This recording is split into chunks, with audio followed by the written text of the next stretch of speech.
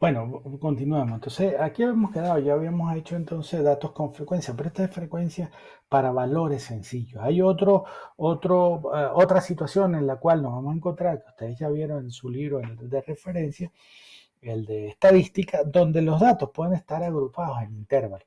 Tal es el caso que podríamos utilizarlo para nuestro primer problema, pero aquí lo dejamos con datos desordenados y pues utilizábamos las funciones de Excel. Entonces, para datos con frecuencia, pues calculábamos X por F y teníamos la media de esta manera. Recuerda que esa fue una de las preguntas de nuestra prueba corta, pero ahora hay datos agrupados en intervalos. ¿Cómo lo vamos a hacer? Con nuestro primer ejemplo, este que tenemos acá.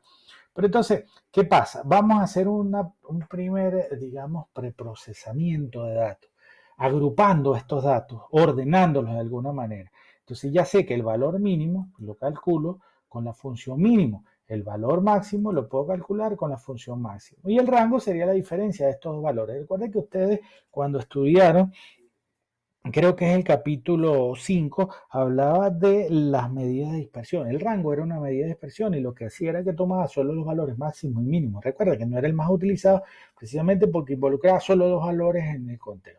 Pero para nuestro caso basta por ahora. Porque estamos calculando medidas de tendencia central. Ahora, yo quiero ahora utilizar, agrupar mis datos en intervalos.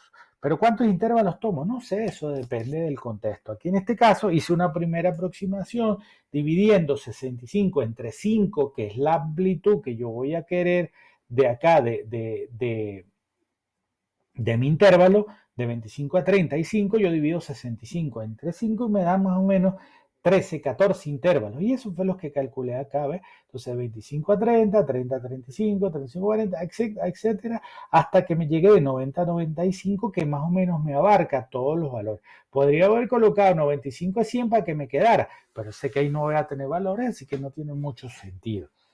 Ahora, para seguir con la anotación que tienen en el libro, debo calcular la frecuencia absoluta que la simboliza con F minúscula, la frecuencia acumulada que se simboliza con F mayúscula, y ahora aquí vamos a tener un nuevo valor que vamos a conseguir, como es la marca de clase, para poder calcular la media. Esa era la otra pregunta que ustedes tenían en su prueba corta de cómo calculo los valores de la media para datos agrupados en intervalos. Pues la respuesta era que tenían que calcularlos con la marca de clase. Entonces, ahora viene digamos, lo más complicadito que vamos a tener en nuestras clases de Excel, que siguen siendo el uso de las funciones. Como recomendación, ustedes deberían hacer como una especie, no sé, de contabilidad, de conteo de las funciones que tenemos hasta ahora. Digo, tenemos máximo, la función mínimo, la función promedio, la función moda, la función mediana, la función sí, la función contar sí, la función contar conjunto, ¿verdad? Bueno, ya tenemos por lo menos casi 10 funciones que hemos estado utilizando. Funciones que tiene Excel, pero también utilizamos fórmulas. Entonces, más o menos tener unas cosas. Entonces, ¿cuántas funciones vamos a utilizar? Excel tiene infinidad de funciones, muchísimas. No las vamos a utilizar todas. Solo vamos a aprender algunas que pueden ser de utilidad para nuestro trabajo como politólogos en un futuro, nuestro trabajo como estudiantes de ciencias políticas cuando lleguen algunas materias. Yo exijo algunas cosas de estas cuando lleguen el quinto año en sociología electoral porque utilizamos el recurso de las encuestas y los instrumentos para medir algunas cosas. Entonces deben tabular los resultados. Esto es una manera. Entonces, ¿cuál función vamos a usar acá? Bueno, vamos a funcionar a usar la función esta que tenemos acá, contar sí conjunto. Esta función, digamos, es complicadita, entre comillas. Complicada, ¿por qué? Bueno, porque tiene cierto número de condiciones cuando la estoy utilizando. Lo primero, bueno, me voy al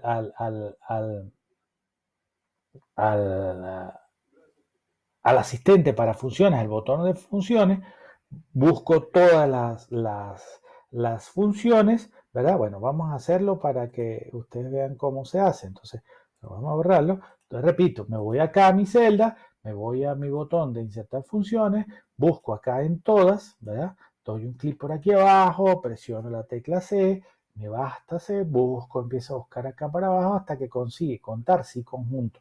¿Ve lo que dice? Cuenta un número de celdas con un determinado conjunto de condiciones o criterios. En sus casas, si no utilizan el Excel online este que estoy utilizando, si utilizan el Excel 2010 o 2020, que es el último, está por ahí, o si utilizan Calc del Unix o utilizan las hojas del Google Chrome, creo que aparecen un poco mejor explicadas estas funciones, así como el video que les mandé, el último, el video número 8. Aparecen mejor estas ayudas que están acá. Pero bueno, vamos a seguir utilizando este, le doy a aceptar. Lo primero que me dice es que tengo que buscar el rango al cual voy a aplicar los criterios. Bueno, pues el rango son todos mis datos, ¿no?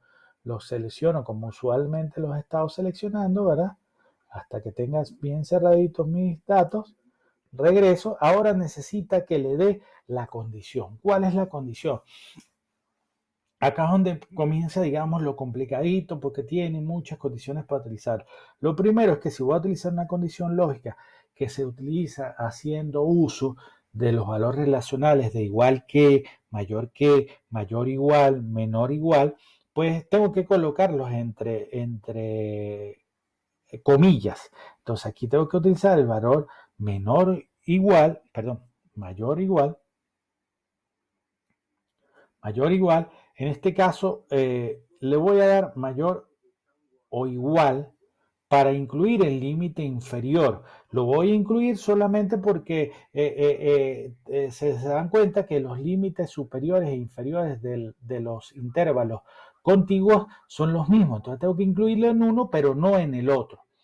Eso, digamos, es lo más complicadito de pensar acá. Y lo otro es que no sé por qué el Excel exige que se coloque un ampersand cuando yo voy a decir que voy a utilizar el valor que está dentro de una celda en esta función solamente.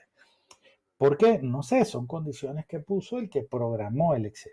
Entonces ahora tengo que, para cumplir la siguiente condición, pues tengo que volver a señalar todo mi rango de nuevo, perdón, todo mi rango de nuevo y regresar de nuevo a mi función, colocar una coma y volver a colocar la siguiente condición. Ya les dije, tendré que buscar todos los valores que sean mayores que este intervalo y ahora todos los valores que sean menores que aspersen este valor. Cierro mi paréntesis, le doy enter y debería calcular el valor. Tengo el valor de 2. Ahora,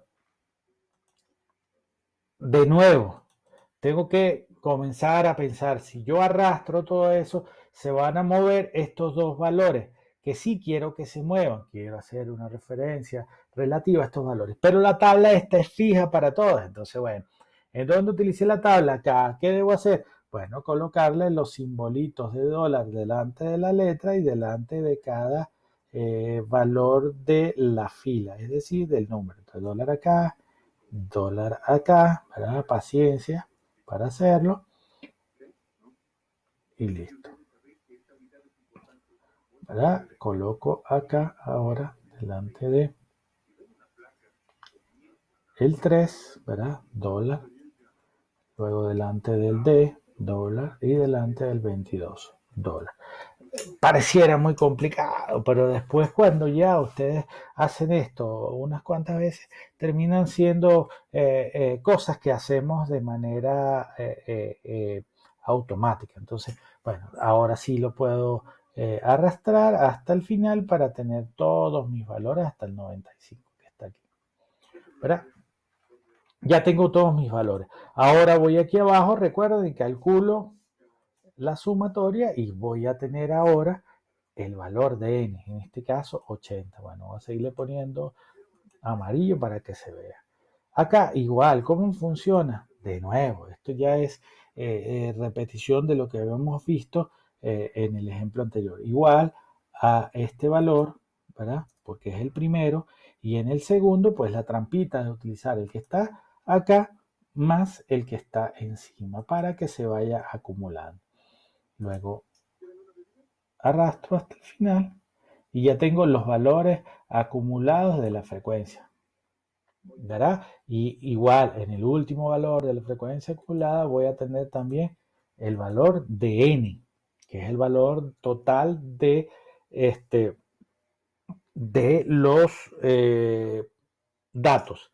Entonces, acá ya podría calcular, recuerda lo que puedo calcular hasta acá, mi moda, ¿verdad? Mi mediana, que la vamos a llamar de esta manera. ¿Cuál sería la moda? El número que más se repite. ¿Cuál sería el que más se repite acá? Pues bueno, donde la frecuencia absoluta es más grande. Aquí tengo varias. Resulta que mira, aquí tengo un 10 y aquí tengo un 10. O sea que hay dos valores para la moda. Esto es lo que yo les comentaba de que decía que había valores multimodales. Entonces, digamos que la moda podría ser de 60 a 65 y de 70 a 75. Entonces, repito, hay dos valores multimodales. Entonces, bueno, podría colocar acá que la moda son los intervalos que van vamos a ponerlo así en forma de intervalo, que van de 60 a 65, ¿verdad? Y